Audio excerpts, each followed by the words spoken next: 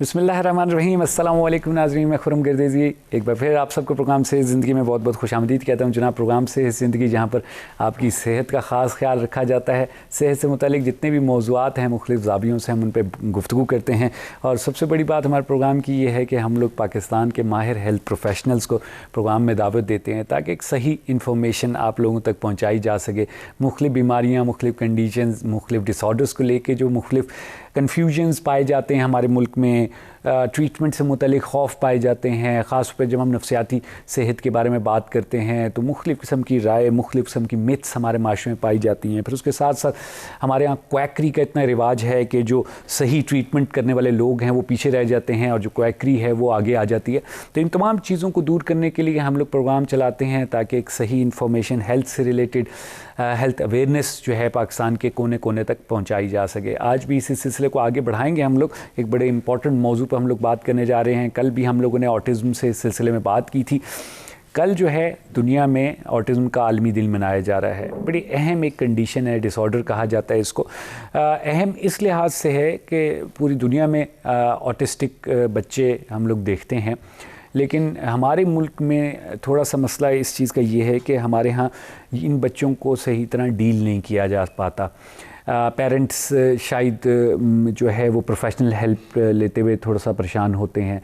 Believe नहीं है शायद लोगों का। वही जो बात मैंने शुरू में की कि कंफ्यूज स्टेट पाई जाती है। पूरी दुनिया में इन पे इस तरह के जो बच्चे हैं उनको ट्रीट किया जाता है, उनको मैनेज किया जाता है और बड़े अच्छे रिज़ल्ट निकलते हैं। इस तमाम मौजू पे हम लोग बात करेंगे कि कैसे ऑटिस्टिक बच्चों की हेल्प की जाती है, कैसे पाकिस्तान में ऐसे जो है वो प्रोग्राम्स मौजूद हैं जिनके ज़रिए इन बच्चों को इस काबिल किया जाता है कि वो दोबारा वापस नॉर्मल लाइफ में नॉर्मल लोगों के साथ ज़िंदगी गुजार सकें। बहुत बड़ी बात है, हमारे यहाँ लोग बच्चों को छोड़ देते हैं या उन पे दम दुरूद करवाए जाते हैं कि जी उनका कोई इलाज हो जाएगा, और एंड में जो है वो बच्चे उनकी कंडीशंस जो हैं वो ख़राब से ख़राब तर ही होती रहती हैं। बहरहाल इस मौजू पर हम लोग गुफ्तगू करेंगे। साइमा कंवल हमारे साथ मौजूद हैं। साइमा जो हैं वो ऑक्यूपेशनल थेरेपिस्ट हैं। शिफा इंटरनेशनल हॉस्पिटल में साइमा अपनी खिदमत अंजाम दे रही हैं और ऑटिज़म से रिलेटेड जितने भी केसेस आते हैं उसमें ऑक्यूपेशनल थेरेपिस्ट का एक बहुत बड़ा रोल है। वो क्या रोल है, क्यों रोल, क्या ऑक्यूपेशनल थेरेपिस्ट क्या करता है, वो साइमा से हम लोग पूछेंगे बेसिकली। और आप लोगों को सवाल है तो कॉल कीजिएगा 0512321200 या दूसरा हमारा नंबर जो एक्टिव है 0512321202 पर। दो नंबर हमारे एक्टिव हैं, आप कॉल कर सकते हैं। अपना कोई भी सवाल बच्चों की नफ्सियाती सेहत, बिहेवियर से मुतल्लिक, ऑक्यूपेशनल थेरेपी से मुतल्लिक कोई भी सवाल हो कॉल करें, अपना सवाल पूछें। सेहत ज़िंदगी के नाम से हमारा फेसबुक पेज है, उसको फॉलो करें ताकि आप जान सकें कि प्रोग्राम सेहत ज़िंदगी में किस दिन किस हेल्थ प्रोफेशनल किस मौजू पर गुफ्तगू करनी है। मंगल से जुमरात 3 दिन हम लोग 4 बजे सच न्यूज़ पे लाइव आप लोगों की खिदमत में हाज़िर होते हैं। जो लोग टीवी पे हमारी नशियात देख रहे हैं बहुत अच्छा, जो नहीं देख पा रहे वो हमारी वेबसाइट पे जाके हमारी लाइव स्ट्रीमिंग को क्लिक करें और वहाँ पर हमारी लाइव नशियात मुलाहिज़ा फरमा सकते हैं। हम लोग चलेंगे साइमा की तरफ, गुफ्तगू का आगाज़ करेंगे। आपको कोई सवाल है तो फ़ोन उठाएँ, कॉल करें। सलामत करता हूँ साइमा आपकी खिदमत। Saima thank you very much, आपने टाइम निकाला हमारे प्रोग्राम के लिए। साइमा कंवल आप ऑक्यूपेशनल थेरेपिस्ट हैं। पहले तो साइमा थोड़ा सा बताइएगा कि ऑक्यूपेशनल थेरेपिस्ट कौन होते हैं? Basically occupational therapy it's a type of treatment जिसमें हम पेशेंट के सेंसरी, मोटर, उसके कॉग्निटिव इश्यूज़ और उसके जिन फंक्शंस में like functions of activities of daily living, अगर उनमें कोई प्रॉब्लम आ रहा है तो हम उसे डिफरेंट एक्सरसाइजेज से, थ्रू डिफरेंट एक्टिविटीज़, ठीक है, इनको ट्रीट करते हैं। इसके अलावा पेशेंट को इंडिपेंडेंट करने के लिए हम कुछ असिस्टिव डिवाइसेस, कुछ एडेप्टेशंस करते हैं, उनके एनवायरनमेंट को मॉडिफाई करते हैं, जिससे वो इंडिपेंडेंट हो जाए इन देयर नॉर्मल लाइफ। ज़बरदस्त, ठीक है। लाइक मेन गोल ये होता है कि एक पेशेंट को हमें इंडिपेंडेंट करना है। अच्छा, चाहे वो किसी भी बीमारी की वजह से अगर उसे लाइक वो फंक्शनली इंडिपेंडेंट नहीं है, उसके फाइन मोटर स्किल्स में प्रॉब्लम आ रहा है, वो हाथ से कोई चीज़ नहीं पकड़ सकते हैं, या फिर उनके इतने सेंसरी इश्यूज़ बढ़ गए हैं कि वो महसूस नहीं कर रहे, तो हम फिर उन इश्यूज़ को ट्रीट करते हैं। इसमें डिफरेंट टेक्निक्स, डिफरेंट इंटरवेंशंस हम यूज़ करते हैं और जिसके थ्रू हम प्रॉब्लम को डील करते हैं। ठीक। अच्छा साइमा, ऑक्यूपेशनल थेरेपिस्ट मैं आज से पहले ये समझता था कि ऑक्यूपेशनल थेरेपिस्ट ऑक्यूपेशन से रिलेटेड है, यानी मसलन किसी ने जॉब रिलेटेड कोई हेल्प लेनी है तो क्या उससे कोई ताल्लुक होता है आप लोगों का कि किसी ने अपनी जॉब में या कोई प्रोफेशनल लाइफ में कोई हेल्प लेनी है? एग्जैक्टली, बिल्कुल जी। देखिए, वर्ड ऑक्यूपेशन क्या होता है कि कोई काम, कोई स्किल, ठीक है। अगर हम फॉर एग्जांपल एक बच्चे को लेते हैं, एक बच्चे का ऑक्यूपेशन क्या होगा? उठना, बैठना, चलना, ठीक है, उसने खाना पीना, पढ़ना, सही बात, these are occupation of a child. ठीक है। एक बड़े बंदे का क्या है कि उसने अपनी जॉब पे जाना है, घर चलाना उसने अपने एरियल्स करने हैं, उसे ड्राइविंग करनी है, ठीक है, उसे अपनी वर्क प्लेस पे काम करना है। लेकिन अगर किसी बीमारी की वजह से पेशेंट को प्रॉब्लम आ रहा है, फॉर एग्जांपल वो चल नहीं पा रहा है, वो चीज़ों को ग्रिप नहीं कर पा रहा है, ठीक है, उसके जॉइंट्स में पेन है, एडल्ट पर्सन है, ड्राइव नहीं कर सकता जी, तो उसमें ऑक्यूपेशनल थेरेपिस्ट रोल प्ले करेंगे। अच्छा। कि हम उनकी like day to day life जो है, हाँ, उसे भी चेंज करेंगे। ठीक है। एक तो उसकी मसल स्ट्रेंथ पे, कोऑर्डिनेशन पे काम होगा, साथ जैसे मैंने कहा कि उनके इन्वायरमेंट को मॉडिफाई करेंगे या असिस्टिव डिवाइसेस, ठीक है। फॉर एग्जांपल ड्राइविंग सीट बहुत नीचे है, उसे हाई कर देंगे। अच्छा। 2 हाथों से स्टीयरिंग नहीं पकड़ सकते, तो उसमें हम सिंगल नॉब स्टीयरिंग के साथ दे देंगे। सही है। ग्रिप अच्छी नहीं है तो हम उनके हैंडल्स को थिक कर देंगे, जैसे स्पून पकड़ना है तो उसे थिक कर दिया, लाइक थोड़ी सी लाइफ में मॉडिफिकेशन कर दी जाती है। अब जैसे ऑक्यूपेशन की आपने बात की, मेरे पास काफ़ी पेशेंट्स आते हैं जो सर्वाइकल पेन के साथ आते हैं, कंप्यूटर जॉब होती है, ठीक है, तो उसमें एर्गोनॉमिक्स का आपने नाम सुना होगा कि उसमें हम क्या करते हैं कि थोड़ा सा मॉडिफाई कर देते हैं, उनकी सिटिंग को, उनकी टेबल को थोड़ा मॉडिफाई कर दिया, ठीक है, पोस्चर्स पे थोड़ा पोजीशनिंग पे काम किया, तो ये होता है कि वो काम करना उनके लिए इजी हो जाता है। हाँ, ठीक है। जिन चीज़ों को सॉल्व किया जा सकता है वो आप लोग सॉल्व कर लेते हैं, जिनको नहीं सॉल्व किया जा सकता उसमें असिस्ट किया जाता है किसी भी तरीके से। वही बात आ गई कि आप किसी ना किसी तरह उस शख्स को, उस इंसान को दोबारा माशरे में इंडिपेंडेंट कर देते हैं, बिल्कुल, उस डिसेबिलिटी के साथ। ठीक है, सही।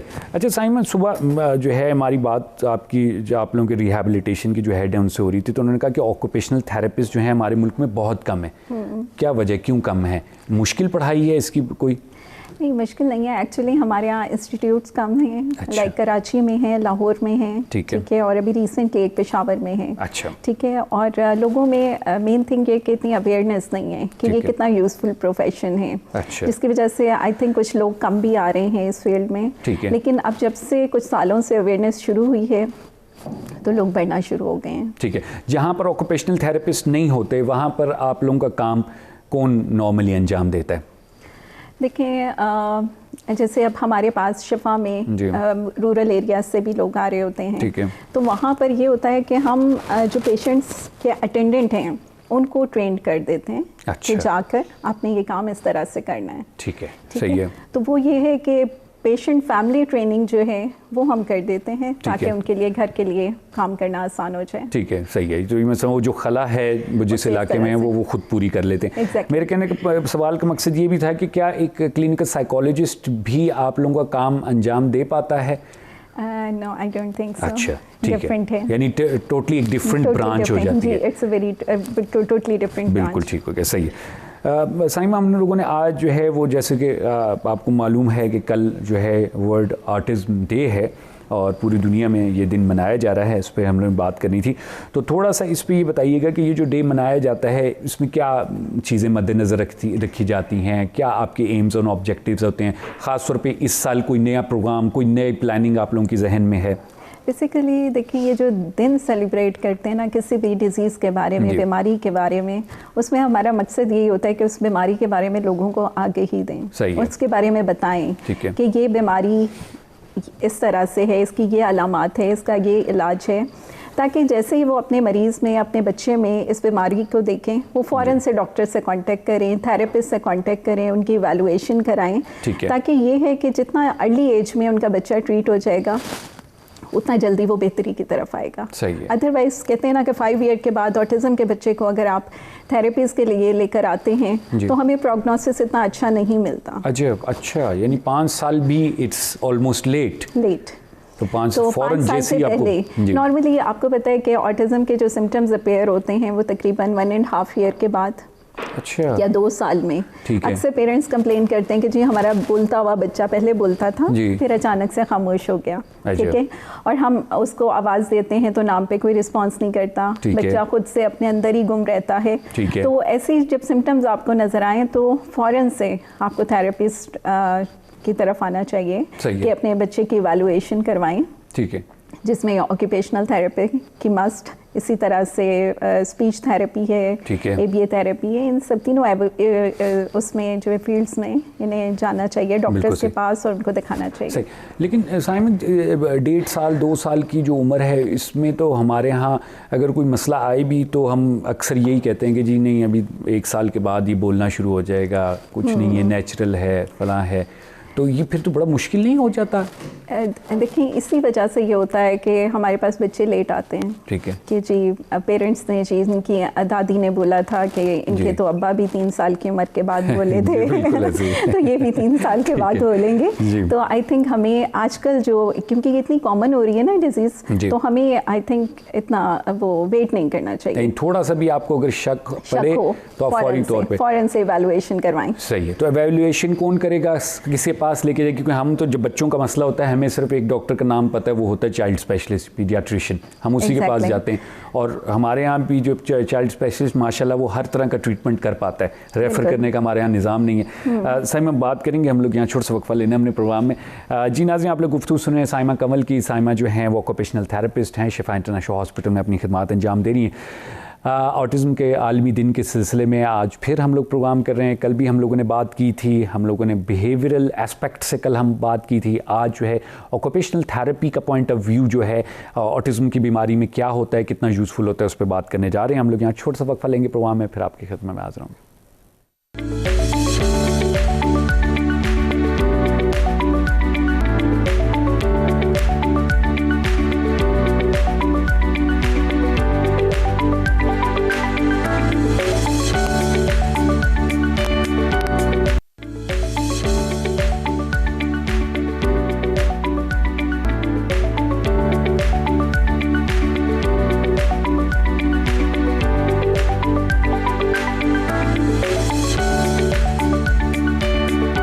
नाज़रीन, प्रोग्राम में एक बार फिर आपको खुशामदीद कहते हैं। 0512321200 हमारा स्टूडियो का नंबर है। आपको कोई भी सवाल हो ऑटिज़म के आलमी दिन के सिलसिले में, ऑटिस्टिक बच्चों की मैनेजमेंट, रीज़न्स, बीमारी की ट्रीटमेंट के सिलसिले में कॉल करें, अपना सवाल पूछें। साइमा कवल हमारे साथ मौजूद हैं।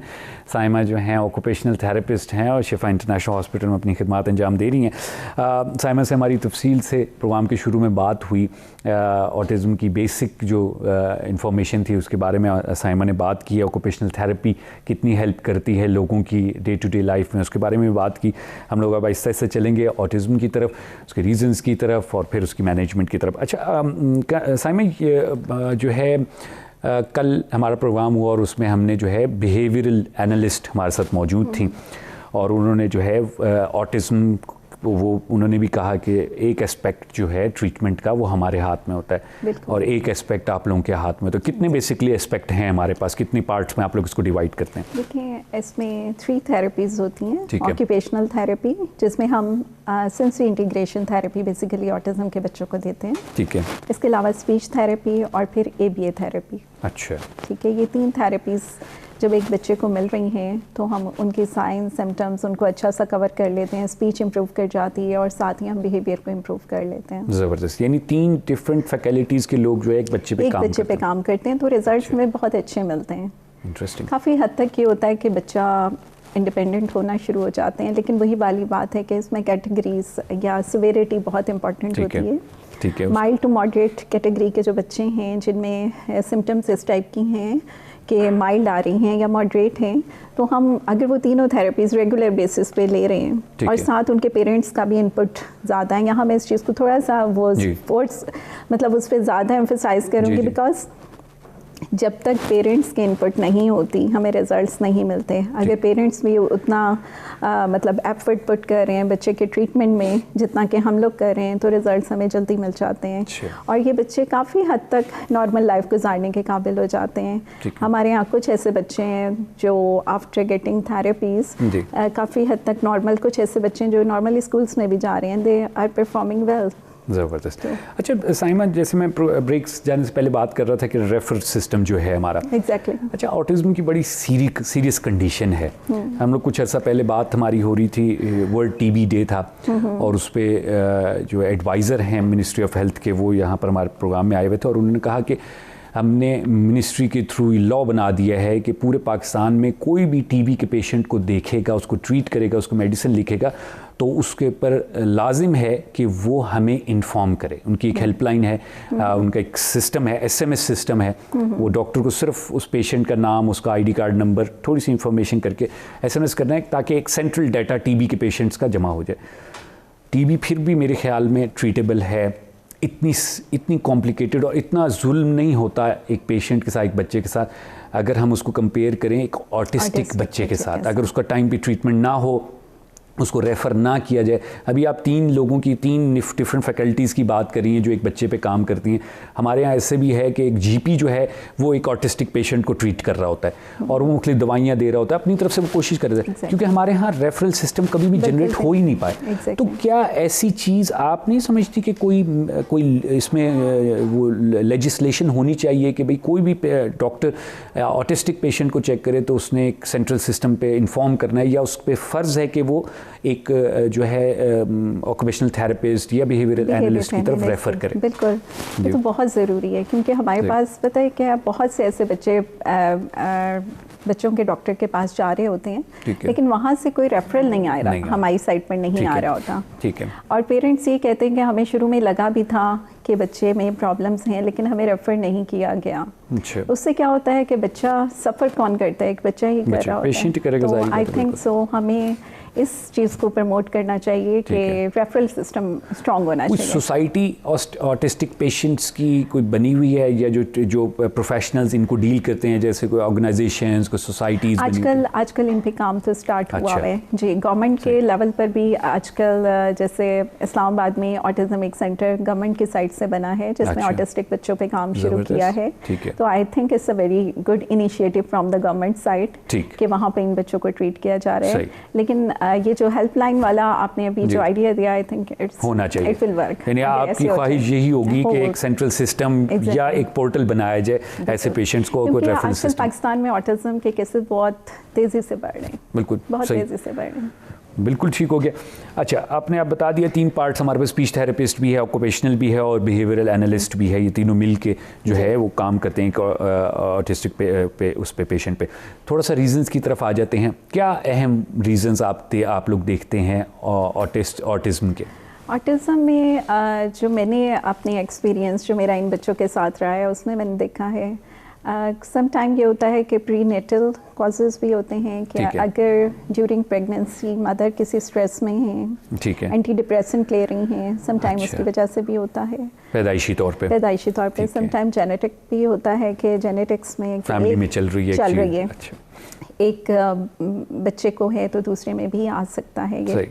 और थर्ड जो मैंने बहुत ही ज़्यादा इम्पॉर्टेंट है, that is a screen time. अच्छा, स्क्रीन टाइम या मोबाइल टाइम, आईपैड, इन चीज़ों, इन गैजेट्स की वजह से बहुत ज़्यादा बच्चों में ऑटिज्म फैल रहा है। यानी ये तीसरी जो आपने एक जेनेटिकल कॉज बताई, एक जो है ड्यूरिंग प्रेगनेंसी है, और तीसरी एक कॉज आप बता रही हैं कि ये जो मोबाइल हम लोगों के हाथों में होता है, that might be a reason for autism. बहुत डॉक्टर साहब बड़ी बात है ये कि हम लोग तो हर बच्चे के हाथ में आजकल मोबाइल है। आजकल हर बच्चे के हाथ में मोबाइल है। 5 माह का बच्चा है, बच्चा रो रहा होता है, मदर राइम लगा के दे देती हैं, आईपैड सामने रख दिया, बच्चा उसको देख के चुप हो गया। खाना खिला रहे हैं तो जी मोबाइल रखा हुआ है, अदर मोबाइल के बगैर तो बच्चा खाना ही नहीं खाता।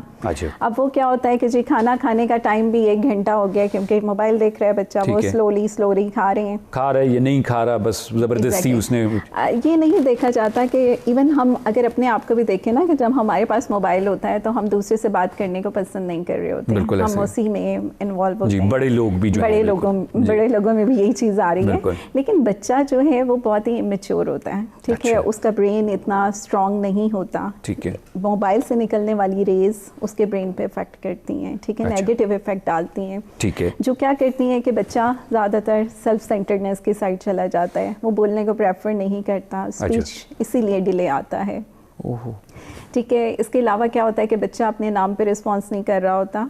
तो ये सब चीज़ें जो हैं मेरे ख्याल से कि ये जो स्क्रीन टाइम है ये बच्चे के कॉग्निटिव स्किल्स पे भी इफ़ेक्ट करता है, उसके कम्युनिकेशन स्किल्स पे भी इफ़ेक्ट करता है। तो आई थिंक इसको मैं पेरेंट्स को स्ट्रांगली रिकमेंड करूँगी कि प्लीज़ अपने बच्चों से आईपैड और मोबाइल ले लें। सही, यानी ये पॉसिबल है कि अगर आपका बच्चा जो है ज़्यादा स्क्रीन टाइम गुजार रहा है तो उसमें ऑटिस्टिक जो फीचर्स जो हैं वो आ जाते हैं, क्योंकि पेरेंट्स अक्सर ये बात करते हैं कि जी 1.5 साल तक हमारा बच्चा बोल रहा था, उसके बाद चुप हो गया। अच्छा। उस वक्त ये हुआ कि मेरा सेकंड बेबी पैदा हुआ तो मैंने बच्चे को इन्वॉल्व करने के लिए आईपैड पकड़ा दिया। या फिर मदर्स मोस्टली वर्किंग होती हैं तो वो जो उनके घर पे मेड्स काम कर रही होती हैं उनको बच्चे को हैंड ओवर करके चली गई और मेड्स के पास आईपैड्स होते हैं जो बच्चे को फुल टाइम दिखा रही होती हैं। मेरे पास कई ऐसे पेशेंट आए हैं कि इवन वॉशरूम में भी उनकी मेड आईपैड लेके उसके साथ बच्चे के साथ जा रही होती है। तो आप बताएं कि फिर ब्रेन का क्या, उस बच्चे का क्या हाल होगा कि वो फिर लोगों से किस तरह इंटरेक्ट करेगा अगर उसे फुल टाइम एक स्क्रीन मिल रही है। ठीक है। दूसरी बात ये कि स्क्रीन टाइम की वजह से अगर बच्चे बोलते भी हैं तो उनकी लैंग्वेज जो है वो कार्टूनिक हो जाती है। उनका जो बात करने का तरीका होता है या स्टाइल होता है दैट इज़ कार्टूनिक। कार्टूनिक लैंग्वेज की साइड आ जाती है, जो चीज़ वो देख रहे हैं उसी में। इवन आप देखें कि जो सिलेक्शन ऑफ कार्टून है ना जी, वो भी बहुत इंपॉर्टेंट है। अच्छा, क्या आप दिखा रहे हैं बच्चे को? आप बच्चे को दिखा क्या रहे हैं? मेरे पास कुछ ऐसे बच्चे आ रहे हैं यहाँ पर अभी शिफा में भी कि जिन अगर फॉर एग्जांपल वो सुपर हीरोज़ वाले कार्टून्स देख रहे हैं, ड्रैगन्स के कार्टून देख रहे हैं जिसमें फ़ाइट है जी, आप उस बच्चे का बिहेवियर देख लें, डिक्टो वो उसी को कॉपी कर रहे होते हैं, वो फाइट कर रहे हैं, वो उसी तरह जंप कर रहे हैं, हाइपर एक्टिव बच्चे होते हैं। तो आप देखें कि जो मोबाइल टाइम है वो बच्चे की हाइपर एक्टिविटी को बढ़ाता है।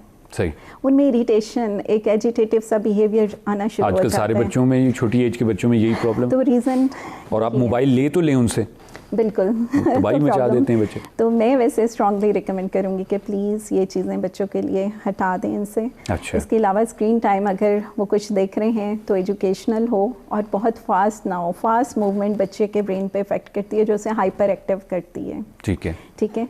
तो इसलिए अगर कार्टून देखने भी हैं तो बहुत कम, शॉर्ट मैं आपको ये कहूँगी कि शॉर्ट लाइक आधा घंटा देखा है, ठीक है, उसके बाद 3-4 घंटे का गैप है, फिर आप आधे घंटे के लिए दिखाएं। लेकिन एक सीक्वेंस में 2 घंटे के लिए एक बच्चा बैठ के मूवी देख रहा है तो उसके बाद आप खुद नोट कर लें कि वो कितना हाइपर हुआ होगा आफ्टर। बिल्कुल सही। दैट मूवी 2 घंटे तो साइमा आप बहुत कम बता रही हैं। यहाँ पर तो पूरा पूरा दिन बच्चे जो है वो छोड़ते नहीं है। अम्मा का मोबाइल लिया, अम्मा ने डांट टपट के ले लिया, अब्बा का ले लिया, अब्बा से जान छूटी तो किसी और का ले लिया, तो ये तो चल रहा होता है। आप देखें, फिर पहले आपने ऑटिज्म का नाम भी नहीं सुना था जी, ठीक है, आप क्यों इतना बढ़ रहा है? अच्छा, तो मेरे ख्याल से वन ऑफ द रीजंस, यानी जब आप लोग स्क्रीनिंग करते हैं तो उसमें जारी बात है आपको शॉर्ट लिस्ट में यही मिलता है, यही चीज़ मिलती है। इसके अलावा इसके साथ कोमॉर्बिड कुछ कंडीशंस हैं जैसे ऑटिज्म में बाजुकात ADHD भी बच्चा होता है, ठीक है, अटेंशन डेफिसिट हाइपर एक्टिविटी आपने डिसऑर्डर का सुना होगा, उसमें भी ज़्यादा स्क्रीन टाइम काफ़ी इंपॉर्टेंट रोल प्ले कर रहा है। जो बच्चे के हम लोग कहते हैं बहुत ज़्यादा शरारती हैं, बहुत तंग करते हैं, एक जगह नहीं बैठते, तो ये सारी चीज़ें। इसके अलावा ऑटिज्म में बाजुकात होता है सिर्फ प्योरली ऑटिज्म नहीं होता, इसके साथ जैसे लर्निंग डिसेबिलिटीज़ भी आ रही हैं, या बच्चा डिलेड माइलस्टोन है कि उसके सारे माइलस्टोन डिले आ रहे हैं, उठना बैठना चलना फिरना, लेकिन उसमें साथ सेंसरी इशू भी आ रहे हैं। ऑटिज्म उस केस में भी हो सकता है बच्चों को। तो मतलब इसमें काफ़ी चीज़ें डिफरेंट होती हैं केसेस। अच्छा, ये साइमा हम लोग समझते थे कि ये जो आप ये बात आपने स्क्रीन टाइम की कि इसकी वजह से जो है माइलस्टोन्स जो हैं वो डिले हो रहे हैं, ऑटिज्म आ रही है, हम लोग ये समझते थे कि ये काफ़ी अरसे के बाद जाके ये चीज़ें आएंगी, कोई 50-60 साल के बाद, क्योंकि हम थोड़ा बहुत सुनते तो हैं लोग कि भाई अच्छा इसकी वजह से ये हो रहा है, हम जो प्रिजर्व फूड खा रहे हैं उसकी वजह से कैंसर बढ़ रहा है, लेकिन वो सामने इतना नहीं। लेकिन जिस तरह भाई आप बता रही हैं तो ये तो इसका मतलब ये पहुँच गया, यानी अभी जो ये स्क्रीन टाइम की वजह से डायरेक्ट आप लोग इफेक्ट देख रहे हैं बच्चों पे, ये प्रॉब्लम्स आ रहे हैं। इंटरेस्टिंग। अच्छा, ये बताइएगा कि आपने बड़ों के दरमियान में बात की, हमारे यहाँ हम अब बड़ों को भी देखते हैं कि बहुत ज़्यादा स्क्रीन टाइम होता है, मैंने कहा दरमियान में बड़ों के बारे में भी पूछ लें, तो ये क्या ऑटिस्टिक फीचर्स, करैक्टरिस्टिक जो हैं बड़ों में भी दिखने को मिलते हैं? देखें, सेंसरी इश्यूज बेसिकली छोटे बड़े हम सब लोगों में, देखें अगर मैं ऑटिज़म की बात करूँ ना, एक छोटा सा आपको उसको एक्सप्लेन करूँ कि autism basically it's a sensory processing dysfunction. ठीक है, ठीक है। 5 सेंसेस हर इंसान में हैं। ठीक है, ठीक है, देखना, सूंघना, सुनना, चखना, हरकत करना, महसूस करना, बैलेंस करना। ठीक है, ठीक है। अब क्या होता है, आप एक नॉर्मल इंसान की तरह मतलब उन सब सेंसेस को फील कर रहे हैं। ठीक है, कम ज़्यादा कुछ ना कुछ हो सकता है। ठीक है, अगर ठीक। ये जो चेंज आ रहा है मैनेजेबल है, अच्छा, तो क्या होता है एडल्ट्स में या मुझ में या किसी में भी हो सकता है। ठीक है। कुछ लोग हैं कि उन्हें कपड़ों में ये जो पीछे हमारे लगे होते हैं टैग्स लगे होते हैं, वो इरिटेट करते हैं। ठीक कुछ है, को नहीं करते, कुछ को नहीं करते कि वो थोड़े हाइपर सेंसिटिव होते हैं, वो नहीं करते। लेकिन क्या होता है कि यही बिहेवियर जब एक ऑटिस्टिक बच्चे में अपनी नॉर्मल से बढ़ जाता है, ठीक है, तो हम कहते हैं कि जी डिसफंक्शन आ गया, डिसऑर्डर आ गया। यानी कंपैरेटिवली चीज़ों को देखना है। हाँ। सही। साइमा माजर के साथ छोटा सा वक्फा लेना है, मैं प्रोग्राम में फिर गुफ्तगू आगे बढ़ाएंगे। जी नाज़रीन, यहाँ छोटा सा वक्फा लेते हैं, फिर आपकी खिदमत में दोबारा हाजिर होंगे। हमारे साथ रहिएगा।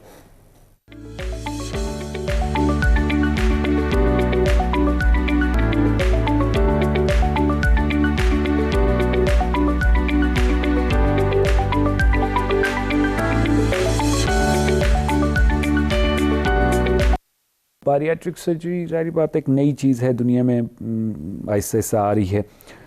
तो मुझे उनसे पहली बार पता चला कि शिफा में 2011 से बारियाट्रिक सर्जरी हो रही है। हालांकि इतने प्रोग्राम्स मैंने किए हैं, मेरी जो इन्फॉर्मेशन थी उसके मुताबिक हमें पता था कि बारियाट्रिक सर्जरी पाकिस्तान में होती नहीं है। तो ये बहुत ज़्यादती है। लोगों को पता होना चाहिए ना। आप बाकी चलें, आपको अफोर्ड कर सकते हैं, नहीं कर सकते, that is a separate thing.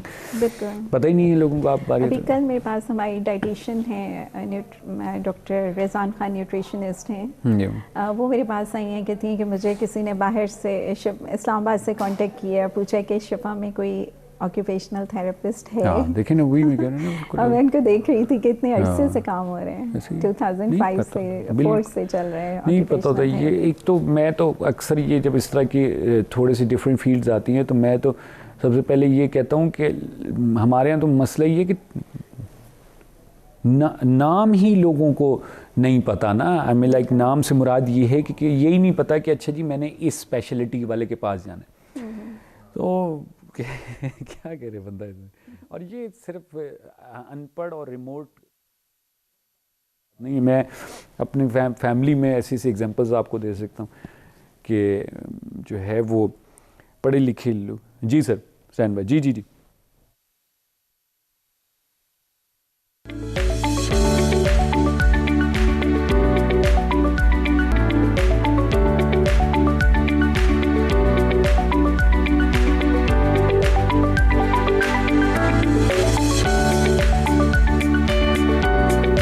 जी नाज़रीन, प्रोग्राम में एक बार फिर आपको खुशामदीद कहते हैं। साइमा कंवल हमारे साथ मौजूद हैं, ऑक्यूपेशनल थेरेपिस्ट हैं, और ऑटिज़म के सिलसिले में बात चल रही थी हमारी। तफसीली तौर पे हमने डिस्कशन की ऑटिज़म की बीमारी, डिसऑर्डर जो है उसके सिलसिले में क्या वजूहात होती हैं, उस पर बात की। साइमा ने एक बड़ी वजह ये बताई कि जेनेटिकल रीज़न्स और प्रेगनेंसी के दौरान की प्रॉब्लम्स के अलावा एक बहुत बड़ी रीज़न ऑटिस्टिक करैक्टर्स या फीचर्स एक बच्चे में नज़र आने की ज़्यादा मोबाइल और गैजेट्स और स्क्रीन यूज़ की जो है वो एक रीज़न, बहुत बड़ी रीज़न है। तो ये एक बहुत अलार्मिंग चीज़ है। हम लोगों को इस चीज़ पर ज़रा गौर करना चाहिए, ख़ासतौर पर पेरेंट्स को इस पर गौर करना चाहिए। अच्छा साइमा, हम लोग आते हैं कि आपने बताया कि जो इसकी ट्रीटमेंट थेरेपीज़ हैं, उसमें कौन सी थेरेपी आप लोग यूज़ करते हैं, क्या है वो बेसिकली हम लोग ऑटिज़म में सेंसरी इंटीग्रेशन थेरेपी यूज़ करते हैं। ठीक है, ठीक है। सेंसरी, जैसे मैंने बताया कि ऑटिज़म जो है एक सेंसरी प्रोसेसिंग डिसफंक्शन है या डिसऑर्डर है, जिसमें क्या होता है कि हमारी 5 सेंसेस जो हैं उनमें डिसऑर्डर आ जाता है, इम्बैलेंस आ जाता है। वो किस तरह से आता है? ज़्यादातर जो हमारे पास केसेस आते हैं उनमें ऑटिज़म में होता ये है कि या तो बच्चे हाइपर सेंसिटिव होते हैं या हाइपो सेंसिटिव होते हैं। अब हाइपर और हाइपर सेंसिटिविटी को मैं इस तरह से एक्सप्लेन करूँगी कि फॉर एग्जांपल कि जो एक सेंसरी एक प्रोसेस है, जैसे मैं बार बार सेंसरी की बात कर रही हूँ, ठीक है। एक होता है कि सेंसरी इनपुट, कि आपको स्टिमुलस मिला, ठीक है। ये फॉर एग्जांपल गर्म है, मैंने इसे टच किया, ठीक है, मैंने टच किया, मैंने उसे परसीव किया ये गर्म है, और मैं फ़ौरन से हाथ हटा लिया, ठीक है। अब अगर फॉर एग्जांपल मेरी यहाँ की सेंसेशन, हाथ की सेंसेशन जो है वो ख़राब है या मेरी सेंसेशन यहाँ पे ठीक नहीं है, जब मैं टच करूँगी मुझे फील नहीं हो रहा, बिल्कुल सेंस नहीं कर पा रही, मैं सेंस ही नहीं कर पा रही हूँ, ठीक है, मुझे कोई प्रॉब्लम है जिसकी वजह से मुझे नहीं फील हो रहा, तो क्या होगा, यहाँ हाथ रखा रहेगा, उसके बाद मेरा हाथ जल जाएगा, बिल्कुल ऐसे ही, ठीक है। डिक्टो यही चीज़ है कि हम परसीव क्या कर रहे हैं उस सेंसरी इनपुट को, ठीक है। अब एक ऑटिस्टिक बच्चा है, फॉर एग्जांपल आपने उसको टच किया, हाथ रखा, ठीक है, उसे नहीं, अगर हाइपर सेंसिटिव बच्चा है, मेरे हाथ को वो नहीं महसूस करेगा, उसे लगेगा ही नहीं कि कोई चीज़ है, जब तक कि मैं उसे जोर से नहीं पकड़ूं। अच्छा। हाइपर सेंसिटिव बच्चे के पेरेंट्स कंप्लेन करते हैं कि ये हमें बहुत जोर से पकड़ता है, नोचता है। ओ अच्छा, उसको फील ही नहीं होता बेचारे को, उसको पता ही नहीं चलता, वो पिंच करता है, वो चीज़ों को बाइट करता है। पेरेंट्स समझते हैं कि बच्चा खराब हो गया, उसका बिहेवियर एग्रेसिव हो गया, but they don't know the reason behind it. उसको फील ही नहीं होता, उसे फील जब बहुत जोर से दबाएगा तो उसे पता चलेगा, अच्छा ये मेरा ये हाथ है, ठीक है। वो चीज़ों को बहुत अक्सर पेरेंट्स कहते हैं, हर चीज़ को स्मेल करते हैं, ग्लास पकड़ा उसे स्मेल कर लिया, ठीक है, मदर के बालों को स्मेल कर रहे हैं, ठीक है, खाने की हर चीज़ को पेन मार कर दिया, स्मेल हो रही है, व्हाट्स द रीज़न, बच्चा इज़ हाइपर सेंसिटिव। अच्छा, वो स्मेल में भी उसको, मैं आपसे बात की ना, हमारी 5 सेंसेस में इशू आ जाता है। बच्चा हर वक्त चीज़ें बजा रहे हैं, ठक ठक ठक ठक की आवाज़ें आ रही हैं, दरवाज़ों को मार रहा है, ठीक है, क्या है कि वो उसकी आवाज़ को एंजॉय करता है।